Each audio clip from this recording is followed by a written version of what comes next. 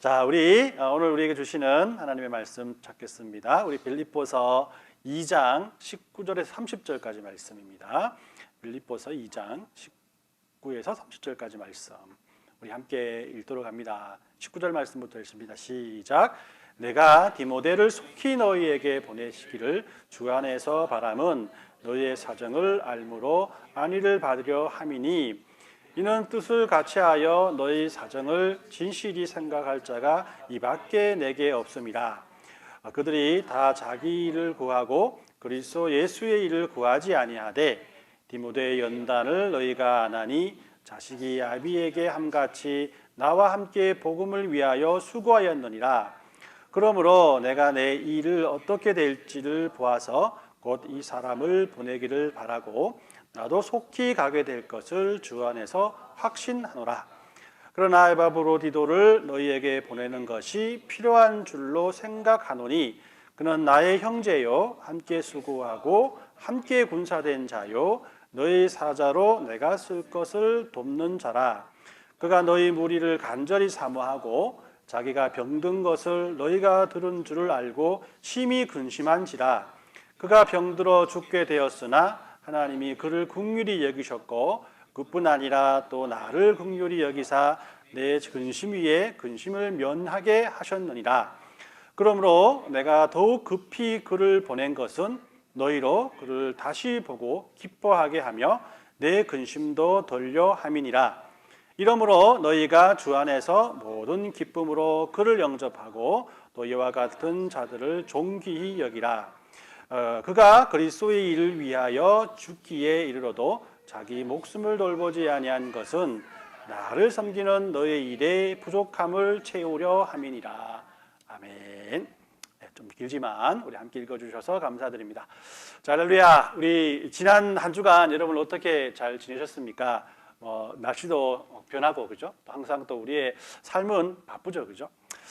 저는 이런 생각을 하면서 한 주간을 보냈습니다. 오늘 새로 오신 새 가족이 있잖아요, 그죠? 우리 홍준사님 가정을 생각하면서 마치 머나먼 캐나다 땅에 가족이 이주를 하거나 놀러를 온다라고 하면은 왠지 이게 설레는 마음을 가지고 있잖아요, 그죠? 그래서 그런 마음으로 우리가 한 주간을 지낸 것 같습니다.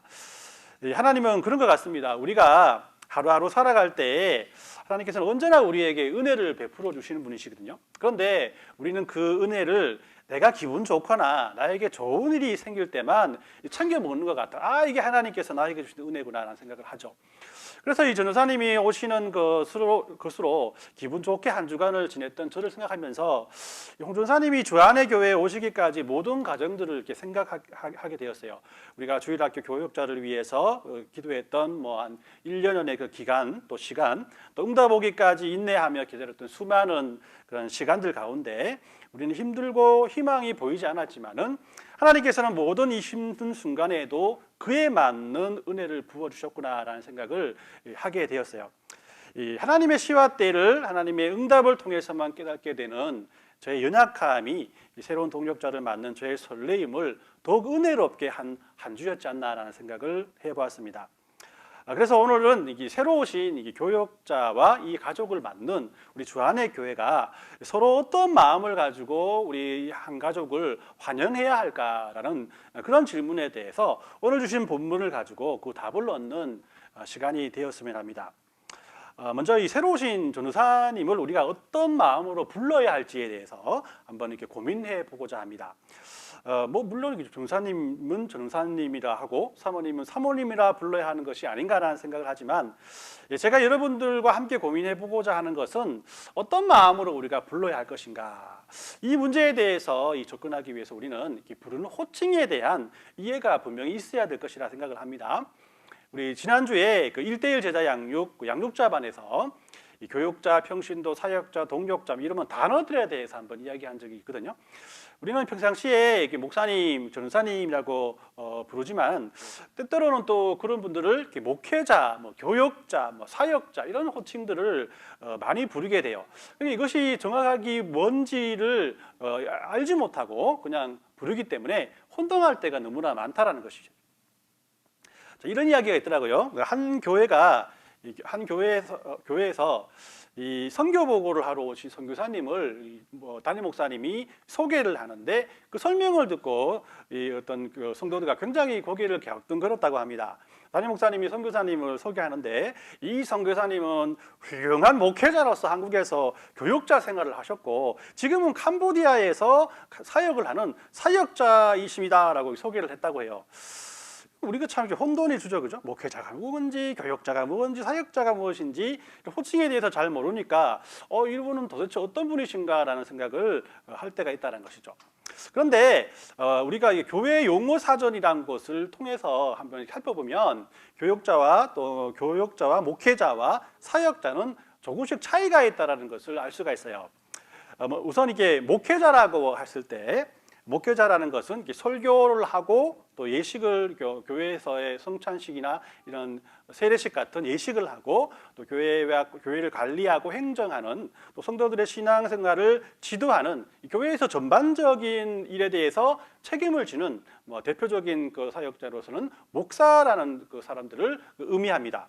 목사는 이 교회 연합체인 노회에서 안수를 받잖아요, 그죠? 그러니까 공부를 하는 신학생이나 또 안수를 받지 못하는 그 분들, 안수를 받지 않는 분들을 우리는 전도사라고 하는 거예요. 그러니까 우리 홍 전사님은 이제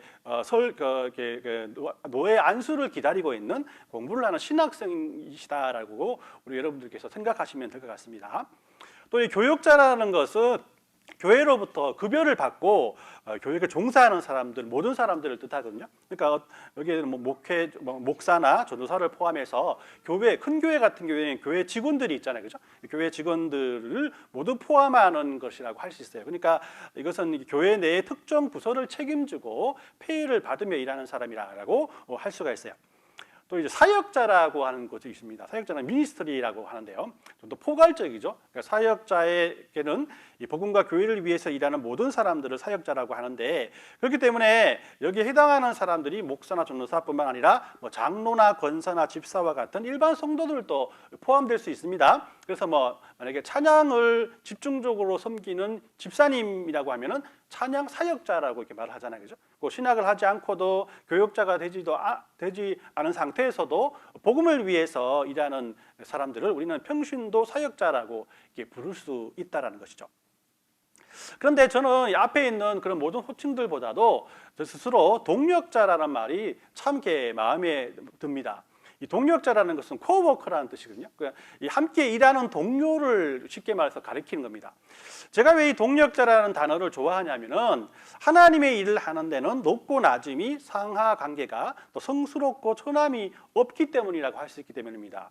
하나님의 일을 하는 데는 성직자와 평신도 사이에 계급이 존재하지 않는다. 장로나 권사나 집사 사이에도 어떤 계급도 존재하지 않기 때문이죠.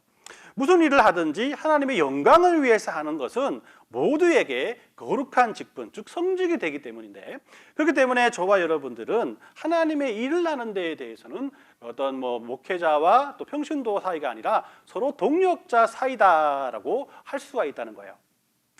그러면 교회에서 부르는 많은 직분들, 지금 우리가 부르고 있는 직분들은 무엇인가, 호칭이 무엇인가라고 생각할 수가 있겠죠. 그 호칭들은 쉽게 말해서 교회를 조직적으로 세워나가기 위한 이 기능을 쉽게 하기 위해서 부르는 어떤 면에서는 말 그대로 호칭, 부르는 이름이라고 할 수가 있습니다. 그래서 오늘은 그 읽은 본문인 디모데 빌립보서를 통해서 이러한 그 동력자라는 것에 대해서 한번 살펴보려고 합니다. 오늘 읽은 본문은 이 바울이 디모데와 에바브로디도를 빌립보 교회에 보내기로 작정을 하고 이에 대해서 빌립보 교회 성도들에게 왜 이 두 사람을 내가 그 빌립보 교회에 보내게 되었는가에 대해서 이유를 설명하는 내용들로 이루어져 있어요. 이 본문에는 보면 세 사람이 등장합니다. 그죠? 바울과 디모데와 에바브로디도라는 사람이에요. 이름 참 어렵죠. 에바브로디도. 네, 이름입니다. 자, 이 세 사람은 모두가 바울과 함께 하나님의 일을 했던 동력자라고 할 수가 있어요. 바울은 지금 로마의 감옥에 갇혀 있거든요. 빌립보 교회는 이런 바울을 위해서 열심히 기도를 했습니다. 그리고 기도만 한 것이 아니라 바울의 옥바라지를 하기 위해서 지금 자금을 모았고, 그죠? 또 바울의 식사와 빨래와 건강을 돕기 위해서 사람까지 그쪽에 보내게 되었어요. 이렇게 바울의 옥바라지를 위해서 빌립보 교회에 파송을 받아온 사람이 바로 에바브로디도라라는 사람이었습니다. 그리고 디모데라는 사람은 바울과 함께 선교 여행을 하면서 함께 복음을 전하기 위해서 열심히 일했던, 어떤 면에서는 바울의 제자라고 할 수 있죠. 선교의 동력자라고 할 수 있습니다. 마지막으로 바울이라는 분은 여러분들 잘 알듯이 빌립보 지역에 최초로 이 복음을 전한 사도이기도 하고, 그죠? 그를 통해서 빌립보 교회가 세워지고 또 개척이 되었습니다. 그러나 바울은 오랫동안 빌립보 교회를 돌볼 수가 없었어요. 그래서 이곳저곳으로 사역지를 옮기게 되었고, 결국은 로마 감옥에 지금 갇혀 있게 되었다는 것이죠. 오늘 본문의 배경을 쉽게 짧게 설명한다면, 바울은 지금 로마 감옥에 갇혀 있고, 이런 바울을 챙기기 위해서 빌립보 교회는 에바브로디도라는 사람을 로마로 보냈습니다. 또 에바브로디도를 통해서 빌립보 교회의 사정을 듣게 된 바울은 빌립보 교회의 리더로서 자신과 함께 선교 여행을 했던 디모데와 또 디모데를 돕게 하기 위해서 자신의 옥바라지를 하고 있던 에바브로디도, 이 두 사람을 함께 빌립보 교회에게 보내려고 한다라고 하는 거예요. 자, 그럼 이런 배경 속에서 오늘 본문의 내용을 하나씩 살펴보도록 하겠습니다. 이 본문의 내용을 보면 두 가지 내용으로 나눌 수 있어요, 그죠? 첫 번째는 뭐냐면 디모데를 빌립보 교회에 보내는 이유, 또 두 번째는 에바브로디도를 다시 빌립보 교회로 돌려보내는 이유, 이 두 가지의 이유를 근본적으로 말씀을 통해서 바울이 빌립보 교회에게 말하고 있다는 것이에요. 그 첫 번째, 디모데를 빌립보 교회에 보내는 이유는 무엇인가? 우리 20절 말씀을 제가 한번 읽겠습니다. 이는 뜻을 같이 하여 너희 사정을 진실히 생각할 자가 이 밖에 내게 없음이니라 라고 이렇게 말씀을 하거든요. 여기서 주목해야 할 단어가 바로 뭐냐면 생각하다라는 단어입니다. 생각하다는 것은 염려하다는 뜻을 가지고 있어요. 그러니까 바울은 이 단어를 써서 디모데만큼 자신과 같이 한마음 한뜻으로 빌립보 교회를 염려하고 걱정할 자가 없음을 강조하고 있습니다. 이 빌립보 교회가 바울과 함께 세워져 줬던, 어떤 면에서 바울이 아주 아끼고 사랑했던 그런 교회 아니겠습니까? 자, 이런 교회에 바울은 디모데를 그 당시 다른 사역자와 비교를 하면서 칭찬을 아끼지 않습니다. 내가 보내는 사람이니까 당연히 그 사람에 대한 칭찬을 해야겠죠, 그죠? 이 사람이야말로 지금 빌립보 교회의 모든 문제를 해결할 수 있는 적절한 사람이다라고 말을 보태고 있는 겁니다. 또 나가서 디모데가 당시에 다른 사역자들과 다른 점들이 있다는 것을 말하고 있는데, 그 하나는 그가 바울을 마치 자식이 아버지를 대함과 같이 섬기고 사랑했다라고 이렇게 말을 해요. 22절 말씀을 제가 읽어드립니다. 디모데의 연단을 너희가 안 하니 자식이 아버지에게 함같이 너와 함께 복음을 위하여 수고하였느니라 라고 말하고 있습니다. 바울과 디모데가 함께 사역하면서 생사고락을 같이 했는데, 그렇기 때문이라도 서로에 대해서 잘 알고 또 믿고 의지하고 사랑하는 관계라고 하는 거거든요. 그러니까 이게 아끼는 빌립보 교회이기 때문에 그만큼 자신이 믿고 맡길 만한 사람들을 보낸다라는 것은 당연한 일이라고 할 수 있습니다. 자, 둘째는 많은 사람들이 자기의 일에만 관심을 가지고 집중하면서 사역을 하지만 디모데는 예수에 관한 일, 하나님의 사역에만 집중을 하고 그것을 위해서 자신을 희생할 각오를 가진 사람이라고 말씀을 하고 있는 겁니다. 자, 21절 말씀을 보면 그들이 다 자기를 일을 구하고 그리스도 예수의 일을 구하지 아니하되라고 이렇게 말합니다. 이 바울은 이 디모데를 높이 사면서 당시 다른 사역자들은 자기의 일에 관심을 더 두는 사람이지만은 디모데는 오직 예수로 충만한 사람이고 하나님의 일에만 관심을 두는 그런 사람이라고 소개를 하고 있는 거예요. 이 빌립보 교회 사람들에게 이만한 사람이 없습니다. 내가 보증을 합니다라고 이렇게 그를 칭찬하고 있다는 겁니다. 자, 두 번째 본문의 내용은 에바브로디도를 빌립보 교회로 다시 보내는 이유에 대해서 설명을 하죠. 바울이 에바브로디도와 함께 오랜 시간 있었지 않습니까? 그죠? 바울은 에바브로디도가 어떤 사람인지 빌립보 교인들에게 다시 그를 자랑하고 있어요. 자, 25절 말씀을 보면 그러나 에바브로디도를 너희에게 보내는 것이 필요한 줄을 생각하노니 그는 나의 형제요 함께 수고하고 함께 군사된 자요 너희 사자로 내가 쓸 것을 돕는 자라라고 말합니다. 이 바울은 에바브로디도를 믿음 안에서 한 형제요 동력자요 복음을 위해서 영적 싸움을 함께한 그리스도의 군사다라고 대단한 칭찬들을 계속하고 있습니다. 그러나 이 바울은 에바브로디도를 자신을 케어할 일을 그만두게 하고 빌립보 교회로 되돌려 보내기로 한 거예요. 그 이유 역시 두 가지로 나눌 수가 있습니다. 26절 말씀을 제가 읽어드릴게요. 그가 너희 무리를 간절히 사모하고 자기가 병든 것을 너희가 들은 줄을 알고 심히 근심한지라 라고 말하거든요. 이 말씀을 통해서 두 가지를 살펴보면, 첫째는 그가 빌립보 성도들을 몹시 보고 싶어하고 그리워하고 있다, 고향에 돌아가고 싶다라는 그런 의미겠죠, 그죠? 두 번째는 그가 중병이 들었다는 소식이 들리고 또 그것을 빌립보 교인들이 다 그 소식을 듣게 된다면 얼마나 걱정하고 근심하겠냐라는 것이죠.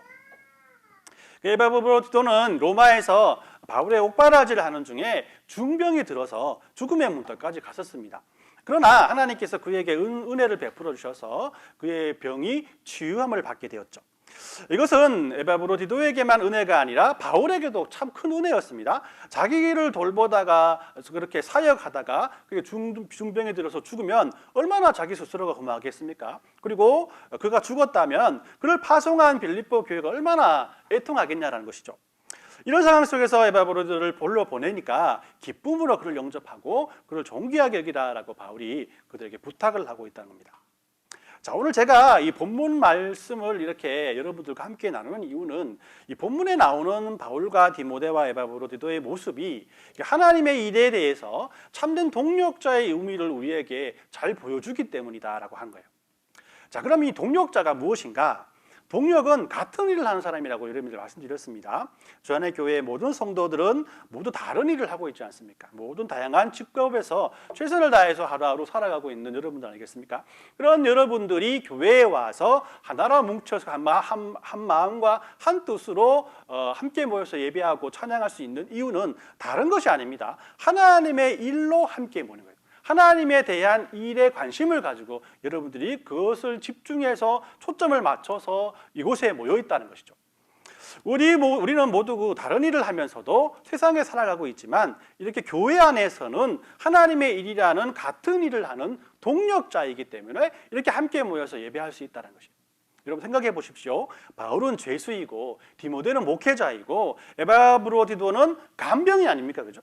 하지만 이들은 모두가 예수로 충만한 사람이었기 때문에 예수님 안에서 하나님 안에서 모두가 동력자다라는 인식을 가지고 있었다는 거예요. 그리고 우리가 동력하는 이유가 무엇이겠습니까? 동력은 혼자 할 수 있는 일이 아니라 함께 해야만 할 수 있는 일이기 때문에 동력을 하는 겁니다. 이처럼 하나님의 일은 어느 개인이 혼자 하는 일이 아니라 모든 성도가 함께 해야만 하기 때문에 우리는 이것을 동력이라고 부르는 겁니다. 저는 하나님의 일을 함께할 하나님의 일을 함께 동력해야 한다는 것을 이 팀 스포츠에서 가장 잘 보여준다고 생각을 하거든요.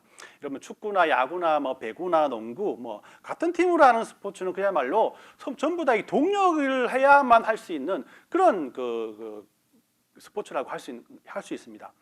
여러분 잘 알듯이 세계적인 축구 스타가 메시라는 사람이거든요. 그 사람이 이제 유럽에서 뛰다가 돈 많이 벌었죠. 근데 이제 미국의 약체 팀인 인터 마이애미라는 팀으로 이적을 했습니다.